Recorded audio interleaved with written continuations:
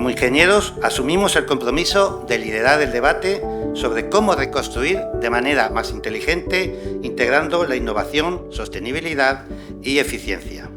Hubo un trabajo de urgencia. La manera en la que podían servir caudales de agua potable al área metropolitana de Valencia quedó hasta un 15% de su capacidad y una autonomía, por lo tanto, de 6 horas. En el momento de menor capacidad de servicio hubo una mayor demanda.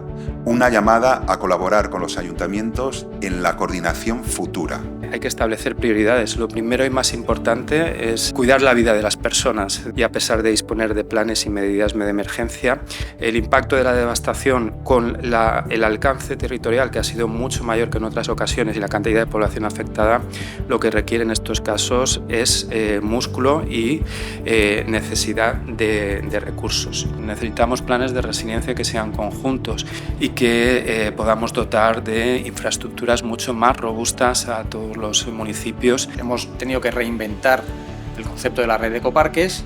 Decidimos cerrar los 20 ecoparques fijos y poner a disposición de los municipios nuestra flota de camiones y nuestros contenedores de ecoparque para hacer literalmente lo que necesitaran. Desde cargar barro los primeros días o directamente a sacar basura. La colaboración público-privada funciona. Con la ingeniería de por medio, esto se le puede dar solución.